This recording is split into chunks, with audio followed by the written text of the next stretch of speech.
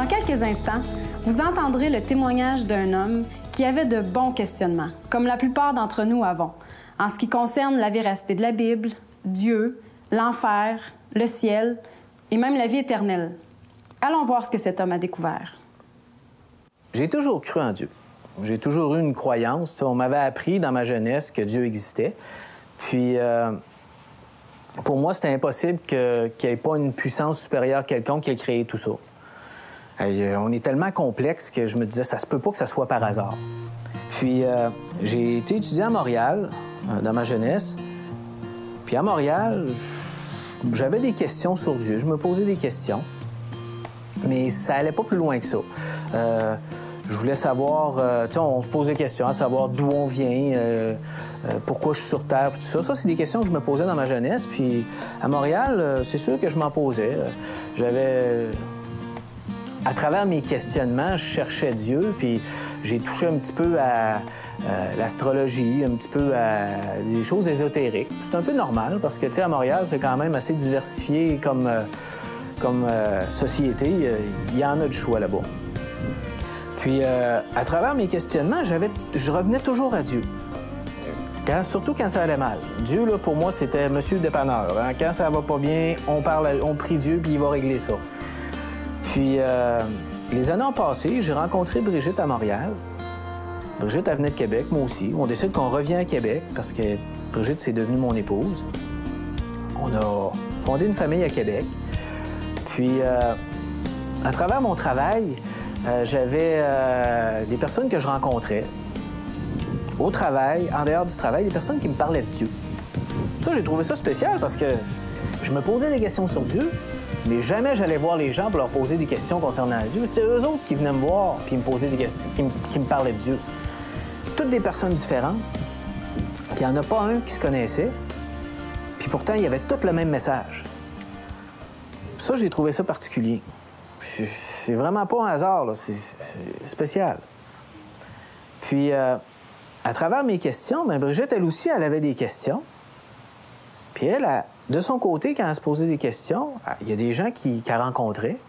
Puis entre autres, il y en a un qui est venu chez nous lui offrir un cours un cours biblique, un cours Bonne Nouvelle.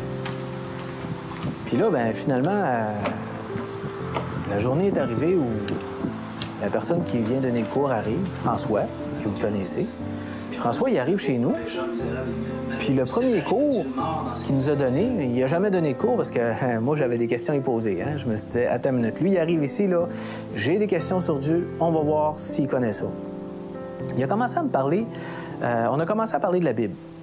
La vérité, si la Bible était vraie. Puis j'ai réalisé que la Bible, là, c'était vrai. Côté archéologie, elle se trompait pas. Côté histoire, elle se trompait pas. Côté science, elle se trompait pas. Mais là, en réalisant ça, je me suis dit, si la Bible est vraie, bien, ça veut dire Dieu existe, il y a un ciel, il y a un enfer, puis Jésus là-dedans.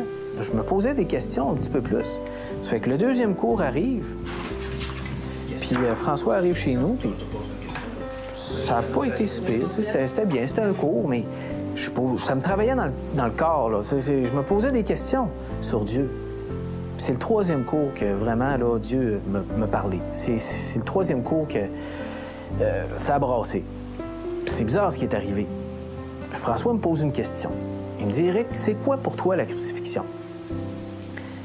Quand Jésus est mort sur la croix, c'était quoi pour toi?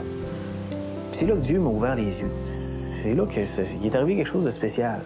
Je sais pas si vous avez déjà vu le film Le Bon Fils, avec le petit garçon dans Maman, j'ai raté l'avion.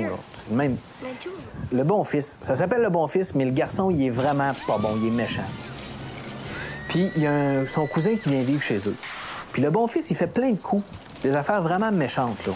Puis à un moment donné, dans le film, les deux sont sur le bord d'une falaise, le fils puis le neveu. Puis la mère, elle tient les deux par la main. Puis ils ont les pieds dans le vide, puis c'est certain qu'en tombant, ils vont mourir. Là. Puis elle glisse, puis elle glisse sur le bord de la falaise. Puis là, à un moment donné, il faut qu'elle prenne un choix. Puis elle lâche son fils parce qu'elle a réalisé que son fils était méchant, puis que son neveu était bon. Puis quand François m'a posé la question, qu'est-ce que Jésus avait fait sur la croix pour moi, c'est ça que j'ai vu. La différence, c'est que Dieu, il me tenait par la main, puis il tenait son fils par l'autre main. Puis le problème, c'est que c'était moi qui étais pourri là-dedans, puis c'était son fils qui était bon. Puis là, il y avait un choix à faire. Puis il laissait aller son fils pour me sauver, moi. Pour me donner la vie à moi. C'est ça que j'ai vu, moi, quand François m'a posé la question. J'ai réalisé que Jésus était mort sur la croix pour moi. Que c'est là que j'ai réalisé qu'il était mort sur la croix pour moi. C'est là que j'ai réalisé c'était quoi être sauvé, parce que j'entendais ça des fois du monde qui me parlait. J'avais compris que j'étais sauvé d'une mort certaine. Parce que, tu sais, on dit qu'on vit en moyenne à peu près 75 à 80 ans. Puis après ça, c'est quoi? C'est la mort. Puis après la mort, c'est l'éternité. Puis après l'éternité, bien, l'éternité, c'est quoi? C'est l'éternité avec Dieu au ciel ou loin de Dieu. Puis moi, j'ai réalisé que parce que Jésus était mort sur la croix pour moi, bien, je m'en allais pour l'éternité avec Dieu, que j'avais la vie éternelle, que j'étais sauvé.